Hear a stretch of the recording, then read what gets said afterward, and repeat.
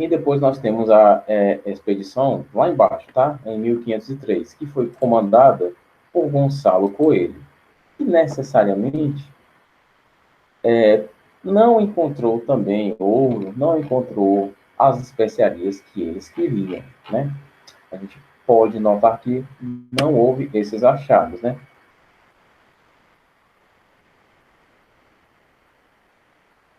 Além de encontrar minas, né? Além de um dos objetivos do navegador Américo Vespúcio na exploração, na expedição, aliás, comandada por Gonçalo Coelho, além do objetivo de encontrar minas de ouro, o outro objetivo era fundar as feitorias, né? Olha só, historicamente, a gente diz que até 1932 o Brasil era pré-colonial.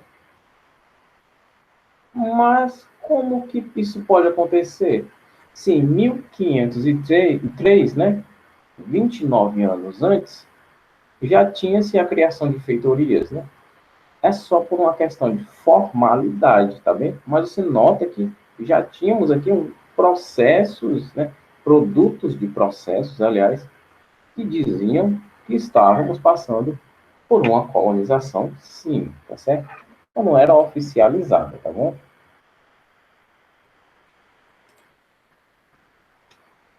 Gente, só um detalhe. Não, isso que eu falo no final da aula. É bobagem, bobagem.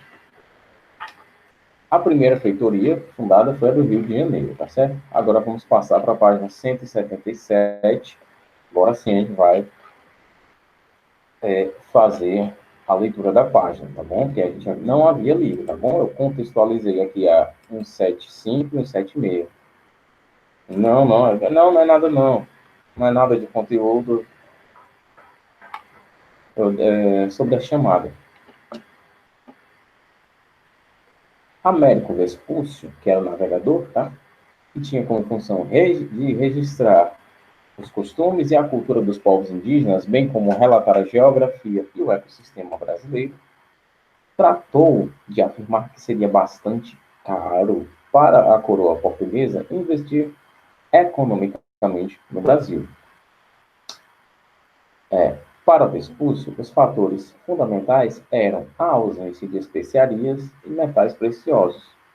Só existia o pau-brasil, que, embora houvesse em grande quantidade pelo litoral, não seria suficiente para gerar lucro à coroa portuguesa. Os relatos de Vespúcio foram fundamentais para que Portugal não iniciasse um processo de colonização imediato. Na verdade, estimularam mercadores a realizar o processo de extração do pau-brasil. Portugal, então, concedeu a exploração aos grupos particulares que, em contrapartida, pagariam em parte da produção à coroa portuguesa. Os exploradores também tinham a obrigação de montar exércitos que protegeriam o litoral brasileiro de possíveis invasões estrangeiras. Como a gente vai notar, aconteceram algumas pequenas invasões, tá bom? Sim, agora vamos lá. Antes de passar para a próxima página, é o seguinte, só fazer a chamada aqui do pessoal, tá bem? Alan. Na verdade, eu vou só repetir, tá bom? A chamada da aula de produção, tá bem? Aí eu vou chamar vocês aqui e quem eu não chamar, coloca o nome, tá bem? Para essa aula aqui de história. História 7º A, história 7º B.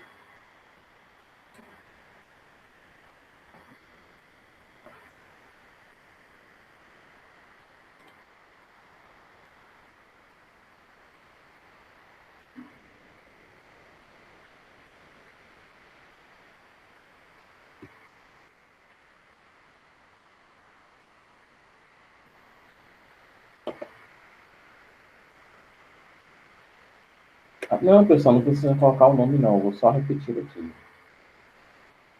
Tá bom? Eu vou chamar aqui. Se eu não chamar o seu nome, você coloca aqui no chat, tá bom? Não precisa pôr o nome, pessoal. Não precisa pôr. Se eu não chamar seu nome, você coloca aqui no chat. É o seguinte, vamos lá. Alan, no 7º A, quem eu coloquei na aula passada. Alan, Ana Gabriele, Wigner, Mariano, José Rogério, Júlia Nobre, Lara Isabelle, Larissa de Souza, Maria Barreto, Maria Clara, Maria Gabriele e o Riquelme. Tem mais alguém que eu não chamei do A? Quem é você mesmo, né? É a Isabela Evelyn, é?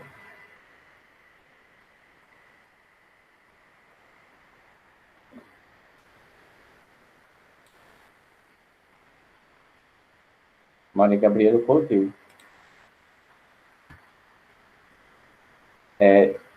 Esse Jennifer Vitória é a Isabela, né?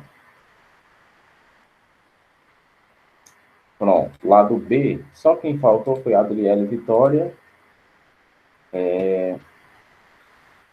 a Laís, o Walter e o Paulo. Certo? Laís, Adriele, Walter e Paulo. Só esses que faltaram. Se tiver aqui, coloque o nome. Bom, vamos lá. Continuando. Página 178. Expedições guarda-costas de Cristóvão Jacques. As primeiras expedições brasileiras... Tem alguma coisa errada aqui. Pronto. Pois é. As primeiras expedições brasileiras, inicialmente, provaram que não foram encontrados metais preciosos e especiarias.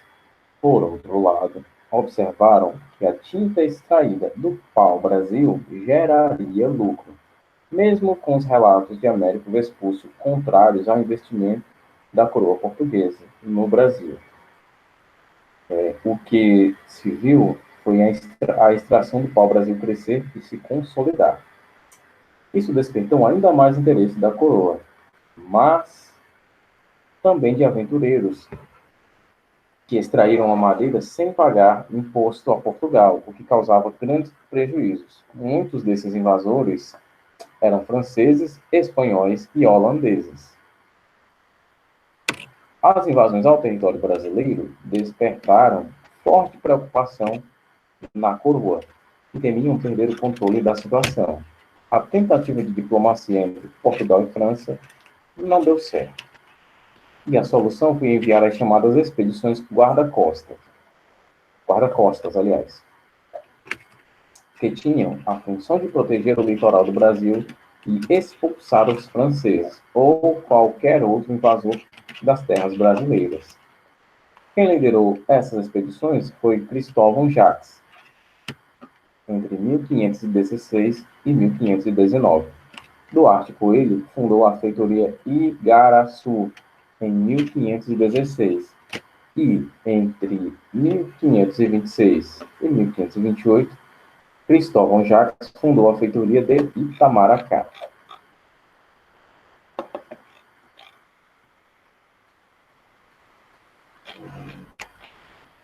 Próxima página. Expedição colonizadora e exploradora de Martim Afonso da Silva. Alcançando a costa de Pernambuco, em fins de janeiro de 1531, começou Martim Afonso de Souza dando caça a três caravelas francesas, que foram feitas prisioneiras. Mandou Diogo Leite explorar o litoral entre o Rio Grande do Norte e o Maranhão, e rumou para a Baía de Todos os Santos, onde encontrou Diogo Álvares Correia, o Caramuru, vivendo entre os indígenas, casado com a nativa Paraguaçu, filha do chefe índio Taparicá. Em 1532, Afonso Martim deu continuidade à sua missão, iniciar o processo de colonização no Brasil. fundou vilas e fortificações ao longo do litoral. Só para, embora esteja ali escrito e bem legível, estamos em 1932, aliás, perdoem-me, em 1532, agora sim a gente vai começar formalmente, tá certo? Com o processo de colonização do Brasil, tá bom? Até porque essa expedição de Martim Afonso de Souza é colonizadora, tá? A primeira vila foi fundada em 1532, chamada de São Vicente, no atual estado de São Paulo. Mais do que proteger as terras brasileiras contra as constantes invasões, Martim Afonso de Souza tinha que introduzir a cana-de-açúcar. A extração do pau-brasil foi substituída aos poucos pelo cultivo da cana.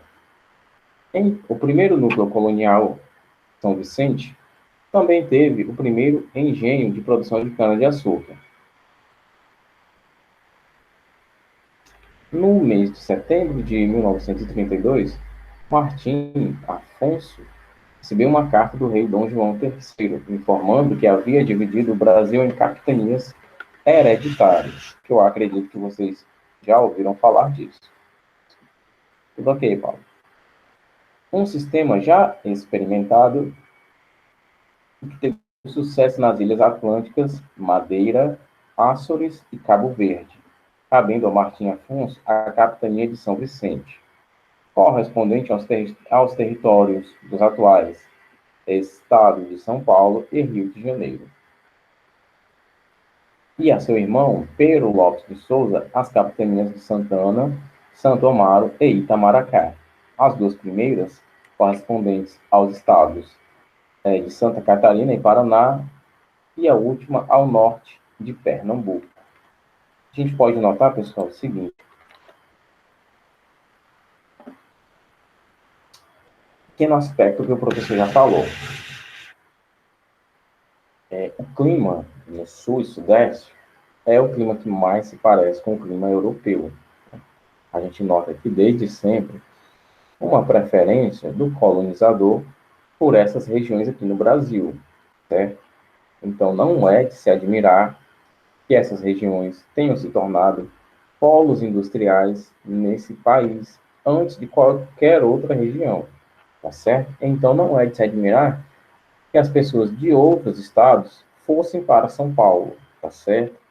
Porque muitos falam sobre essa, tem um certo preconceito, tá? Uma certa xenofobia com o nordestino que vai atrás de uma vida melhor em outros estados do Brasil, né? Lá no Sudeste. Paulista, não todos, né?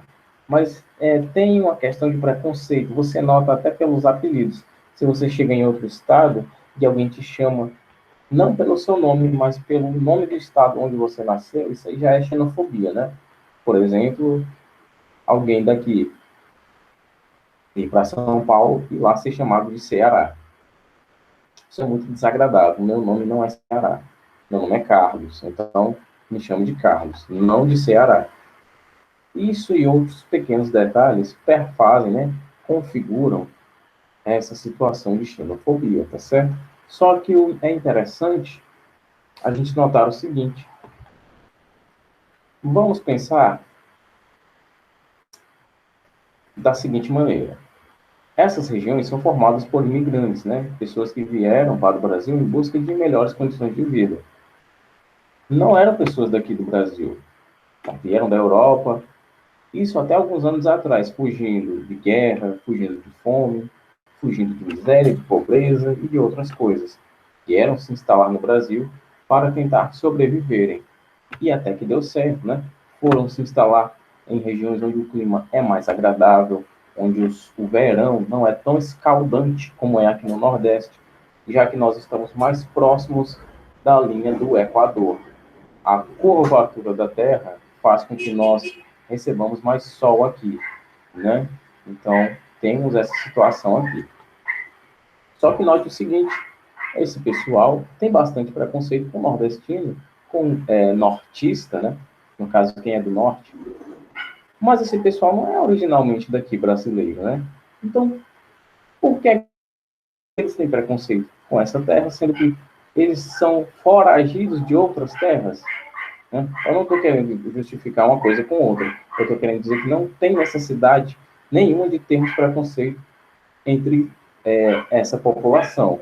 Ela é formada de imigrantes, de africanos e de índios. Pronto. Necessariamente é isso. Aqui a gente já iguala todo mundo, tá? O Brasil, só repetindo, o Brasil é formado de imigrantes, que são holandeses, italianos, franceses, portugueses, tem polonês no meio, tem japonês, tem alemão, que eu acho que já falei. Então, a nossa raça não é pura, tá bom? E eu poderia até citar um outro fato, por exemplo. Depois da independência dos Estados Unidos da América, haviam duas divisões econômicas entre o norte dos Estados Unidos e o sul dos Estados Unidos. Prestem atenção nessa história aqui. Norte e sul se dividiram. O norte queria a abolição da escravatura, certo? Já o sul queria a continuidade da escravidão. Por quê? Por que o norte dos Estados Unidos queriam que os escravos fossem libertos?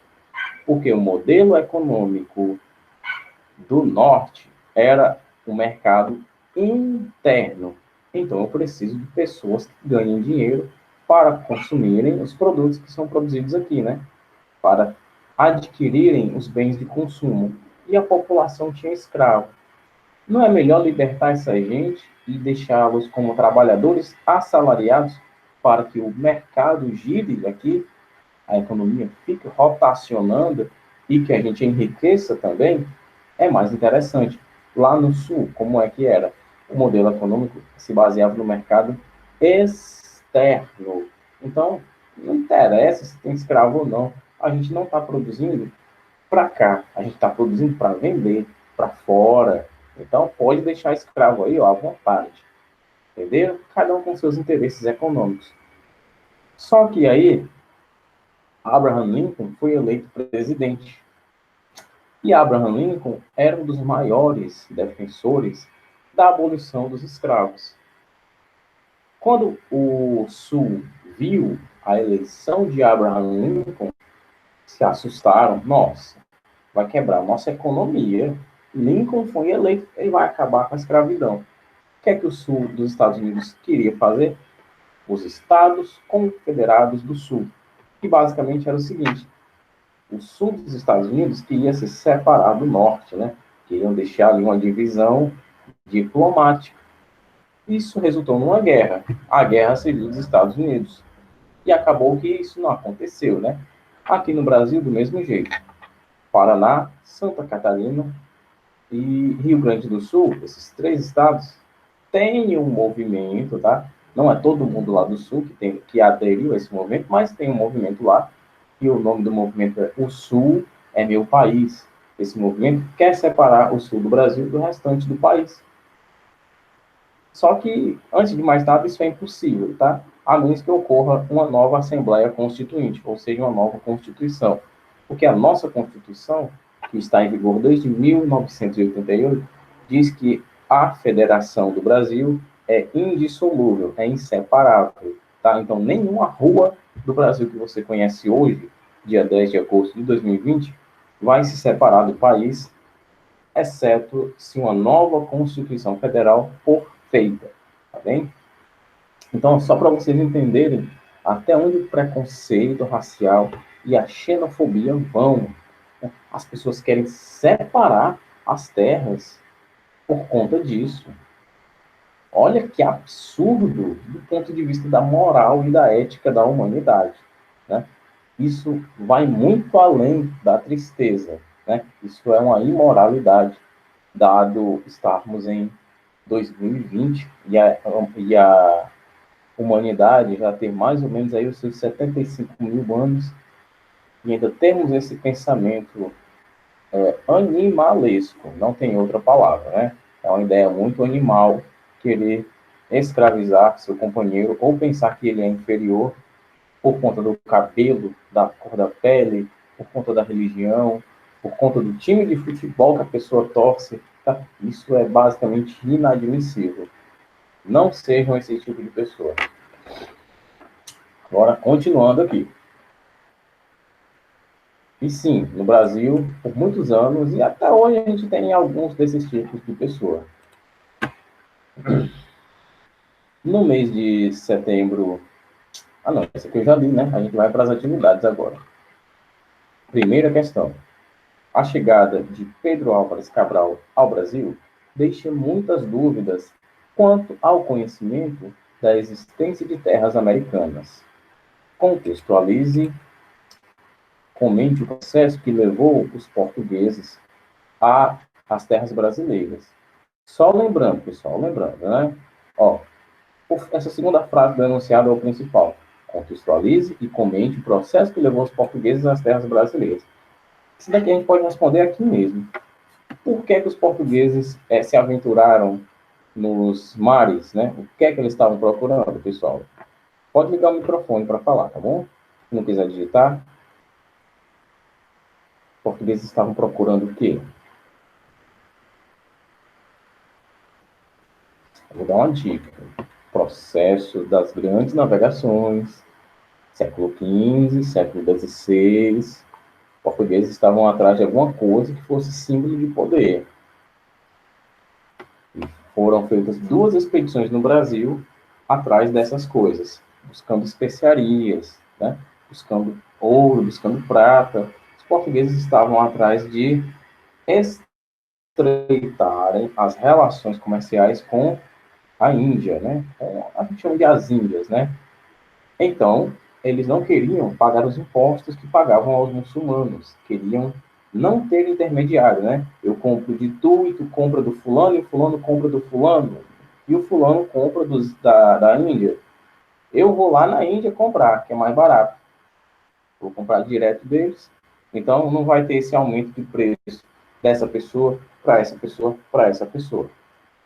Se aventuraram nos mares para expandirem seus lucros, vamos dizer assim, com o comércio de especiarias e com os possíveis achados de ouro e de prata, né? Você vai falar sobre isso na primeira questão, tá bom?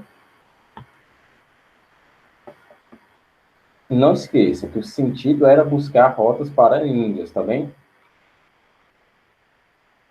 Segunda questão. Abre aspas. Portugal, após ter chegado às Índias com Vasco da Gama em 1498, empenhou-se nas 3 décadas seguintes, início do século XVI, em expandir e fortalecer o rico comércio das especiarias orientais da Ásia e deixou o Brasil à mercê dos aventureiros interessados em lucrar com a extração do pau-brasil.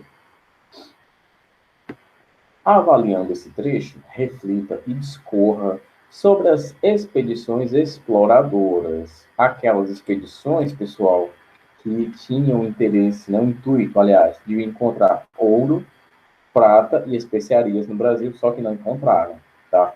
Fale sobre elas. Diga o nome das expedições, por quem eram comandadas essas expedições, em qual ano ocorreram essas expedições, já são detalhes importantíssimos, tá bom? A resposta, aliás, já fica bem rica daí para frente. Gostei do trocadilho, né? Atividade de casa, mas nós já estamos em casa. Muito bem. Atividade para amanhã, tá bom?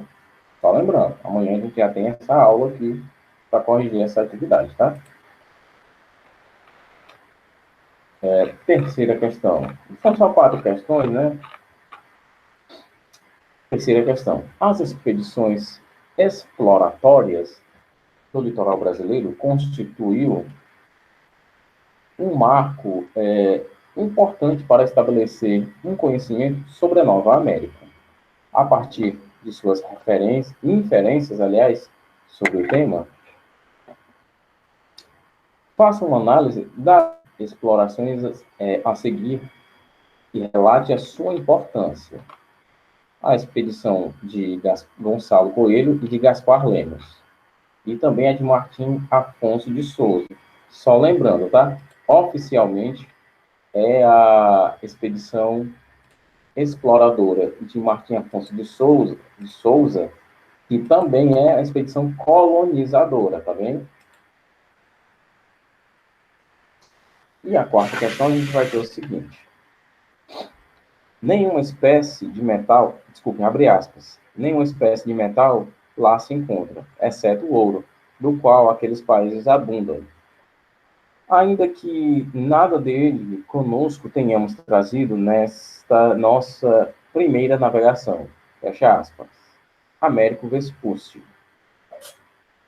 Américo Vespúcio teve função importante nas expedições em toda a América, mais precisamente na expedição liderada por Gonçalo Coelho.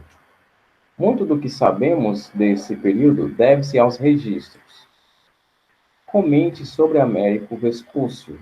Né? Você vai falar que a função do Américo Vespúcio, basicamente, que era registrar alguma coisa aqui no Brasil, né? Essa coisa era o quê? Eram os costumes, era a cultura, a geografia, o ecossistema. Você vai comentar sobre ele como explorador, tá certo? Só para ficar mais claro, alguém não entendeu alguma questão? Eu vou só recapitular aqui a atividade, tá bom? Primeira questão, você vai só contextualizar o que é que levou os portugueses a virem aqui para o Brasil. Como que eles chegaram aqui? Eles partiram de Portugal com quais interesses? Certo? Partiram de Portugal com um interesse, com alguma ideia, com algum objetivo. E acabaram chegando aqui no Brasil. Só para dizer isso.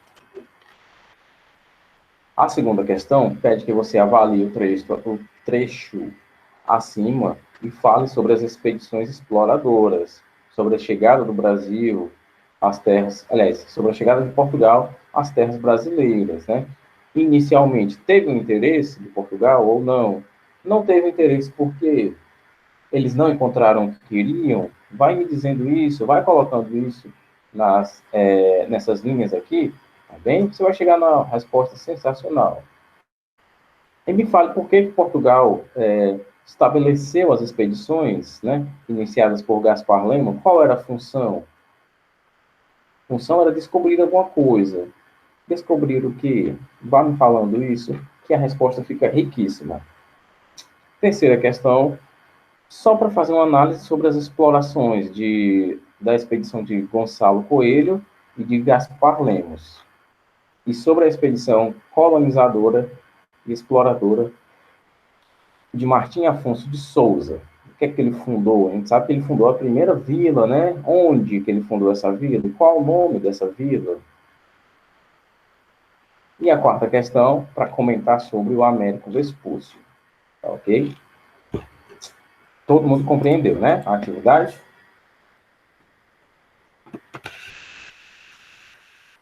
Ótimo, ótimo, ótimo. Muito bom. Vamos lá. A exploração do pau-brasil. Como vimos, em vez do ouro e da prata, Portugal encontrou o pau-brasil, que acabou sendo bastante valioso e gerando riqueza. A situação era bem confortável para os portugueses. Tinham grandes embarcações, técnicas de navegação bastante desenvolvidas e a matéria-prima era extraída no litoral, né? Ou seja, era tirando ali das praias, basicamente, do litoral brasileiro e já colocando nos navios. Não tinha muito trabalho de transporte, né? Não era muito no interior do Brasil. Não teria muito trabalho de logística, né? Sem falar que a matéria-prima da exportação era gratuita, já que era roubada, né? No caso, o pau-brasil. Havia muitas facilidades também por conta das relações estabelecidas com os nativos, que se davam bem através, aliás, que se davam através do escambo. O escambo, como eu já falei para vocês, o escambo era o seguinte: o escambo era só a troca de produtos, né? Os índios, por exemplo, tinham alguns índios tinham ouro, né? Uma coisa mais valiosa que eu vou pegar aqui, é álcool em gel, bem valioso, né? E o português chegava com um lápis. O índio nunca tinha visto lápis aqui, não sabia nem que diabo era isso aqui. Mas o português já tinha visto ouro, sabia do valor comercial do ouro. Trocava o lápis pelo ouro, né? Trocava a pena, no caso, o bico de pena de escrever, pelo ouro. E o índio aceitava. O índio não sabia. Para ele, não tinha muito valor assim, né? A gente pode notar o seguinte, que alguns portugueses trocavam espelhos, espelho mesmo, espelho comum, bordazinha simples mesmo, com pepitas de ouro que os índios tinham. E o índio, ó, o índio nunca tinha visto espelho, né? Quando viu aquele negócio, rapaz, você quer ouro? Por causa disso aí, me dê. Trocava, né? Para você ver o tamanho da desonestidade dos portugueses, né? Chegaram aqui no Brasil. Os índios se davam através do escambo, né? Comércio baseado em troca de produtos, já que os próprios indígenas extraíam pau-brasil e carregavam as embarcações em troca de tecidos, pentes, espelhos, entre outros. Olha só, a mão de obra indígena, né? Pesada, no meu falta um tempinho ainda, tá, pessoal? A mão de obra indígena era trocada por tecido, né? Por roupa, por pente, por espelho, né? O transporte do pau-brasil, que gerava muita riqueza para a coroa portuguesa, era pago com isso. Isso é só para vocês notarem a desonestidade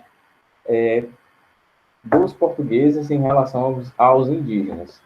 Eu vou só, não vai dar tempo de continuar o assunto, né? Vou só colocar aqui o nome do Paulo Vitor na frequência. E, bom, seguinte, nossa atividade, né? Se localiza, só para lembrar, nas páginas 179 até a página 181, tá bem? 179 até a 181. 4 questões para vocês me entregarem amanhã, tá bom? E amanhã a gente corrige, tá? Não esqueçam de fazer, tá bom? E a gente continua a leitura sobre a extração do pau-brasil na página 182, tá certo? Bom, nossa aula vai ficando por aqui. Amanhã a gente se vê, tem aula de geografia e de história, tá certo? E até mais, pessoal. Um abraço. Fiquem com Deus.